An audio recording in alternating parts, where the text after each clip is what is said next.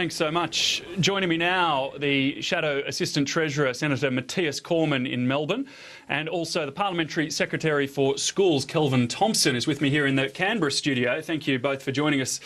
Gentlemen, first to you, Senator Cormann. What did you make of this? I saw a few of your tweets in the last hour or so. You didn't seem very impressed. Well, it was a very disappointing performance by Kevin Rudd. He asked for this opportunity to address the press club. There was a lot of talk from Mr. Rudd, but he didn't actually have anything to say. There was no plan to help families deal with cost of living pressures, no plan to help small business create jobs. There was no specifics around what he plans to do with the carbon tax. He didn't come clean on the true state of the budget. And very concerning from our point of view, I mean, he tried to downplay the importance of debt and deficit. Now, the truth of the matter is that in the first 5 years of this Labor government, the increase in debt has been the fastest, both in dollar terms and as a share of GDP, since 1970. And of course, we are now paying about $8 billion in net interest payments a year, which is money that could be much better used in relation to other challenges. So really, I mean, overall, I mean, given the big song and dance that Kevin Rudd has made of all of this for the last 2 weeks, it was quite surprising that he didn't actually have anything to say. He doesn't appear to have made any decisions on any of the major challenges now after 2 weeks back in his old job. And Kelvin Thompson, why wasn't there a policy announcement there from Kevin Rudd, and is that a problem? David, first let me observe that Senator Cormann's argument about deficit and debt is so frail that the Leader of the Opposition would not even front up at the National Press Club to debate it with him. The trouble for Senator Cormann's man is that he is shallow. He's got the three-word slogan, the deficit and debt, but in terms of an argument about it, which a National Press Club debate will expose, he wasn't prepared to do it. Malcolm Turnbull would have been prepared to have an argument in detail, but Tony Abbott was not. The fact is that our levels of national debt at around 11.5% of GDP are very low by international standards and eminently manageable. That is the equivalent of someone who has an income of $100,000 a year owing $11,500. And as for the interest repayments, they're around about half of 1% of GDP. So that's like someone with an income of $100,000 a year having to pay $500 a year in interest repayments. So I think that Kevin Rudd was able to demolish the opposition's claims that Australia has a problem with deficit and debt. Sure, but you say the opposition has a frail argument and no depth to its announcements, but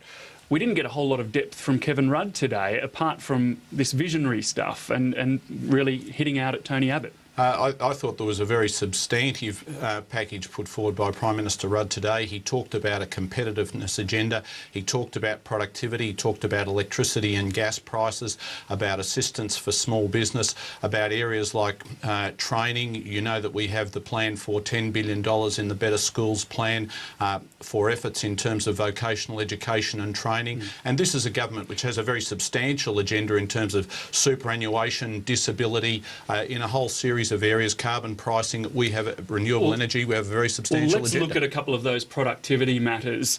Firstly, the electricity costs. Kevin Rudd acknowledging there that they're too high, acknowledging that the carbon tax plays a part in that, but he says a much lower part than what the opposition has been making out. And he says that before reaching for the revolver on the carbon tax, pointed out that it makes up less than 10% in the of electricity prices, the increases that we've seen in recent times. Matthias Cormann, what's your response to that? He's leaving the carbon price on the table for changes, but it doesn't look like he'll scrap it. Well, I mean, Kevin Rudd clearly hasn't done his research about the impact of the carbon tax on electricity prices. I mean, all of the independent evidence from electricity regulators around Australia is that the carbon tax is overwhelmingly responsible for the increase in electricity costs, and that is, of course, pushing up the cost of living for families. It is pushing up the cost of doing business. It is making us less competitive internationally. I've just got to challenge you on that. Overwhelmingly responsible for the increases, what, in the last 12 months, or... What are you referring to there? Well, I mean, obviously the carbon tax has been in place over the last 12 months, and if you look at the advice that has been released, over the last 12 to 18 months by regulators around Australia, you will see that they point to the carbon tax as the main contributing factor to increase electricity prices. And of course, I mean, that is the whole purpose behind the carbon tax in the first place. I mean, the reason the Labor Party imposed the world's largest carbon tax is because they wanted to push up the cost of electricity, because they wanted families and business to use less electricity. I mean, this is completely deliberate, this is completely intentional, and of course Kevin Rudd today was just trying to fudge over the fact that after 2 weeks in the job he still hadn't made any decisions on where to go with it. Kelvin Thompson, should he move to an ETS before the election, or make an announcement to that effect? Well, as the Prime Minister indicated, that's a matter which is being considered by the Cabinet. The whole question of carbon pricing is before the Cabinet, and obviously they'll make announcements about that once they've had that opportunity. I think that Senator Cormann's claims about the impact of carbon pricing on electricity prices are frankly laughable. The truth is that electricity prices in capital cities like Melbourne and Sydney and Brisbane doubled in the preceding decade before the carbon price was even introduced. And the other point I'd make about the pricing and the carbon tax comes on top of it. I was pleased that he mentioned gas prices, because it's a thing that quite a few manufacturers have raised with me, and I believe manufacturing to be incredibly important for this country, that they are concerned about the prospective impact of gas prices. So it was good to see that appearing in the Prime Minister's comments. OK, what about the comments he made about the rigidity of the labour market? He again said, don't get excited that he's going to be making any changes here. And it looks, as Kieran Gilbert suggested there, that any changes that would be made would be within the current legislation. Do you, Matthias Cormann, believe that within the current framework there can be changes made that'll be positive enough to free up this so-called rigidity?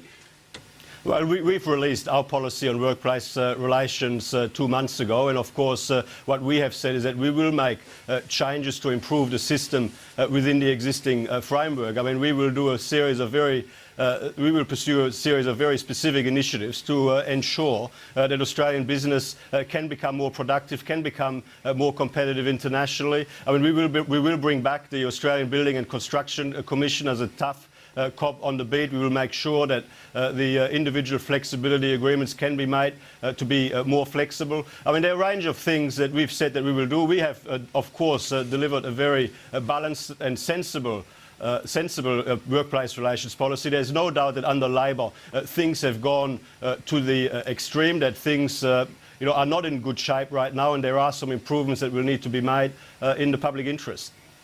And Kelvin Thompson, what do you make of that, a response to that, but also do we need to make big changes to the workplace arena?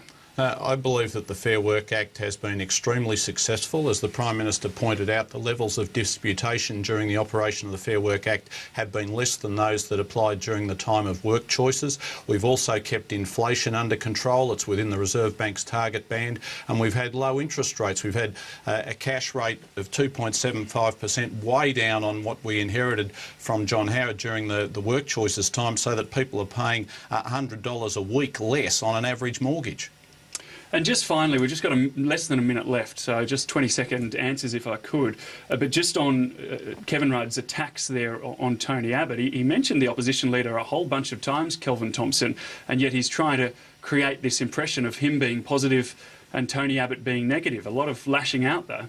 Oh, well, I think it was very significant that Tony Abbott squibbed it. Tony Abbott said in his budget reply, we'd have no more lame excuses, and there was this lame excuse that he wanted to debate him in the Parliament or in the context of an election. The fact was he wasn't there and he squibbed it, and Kevin Rudd was entitled to point that out. Senator Cormann, why did Tony Abbott, in Kelvin Thompson's words, squib it?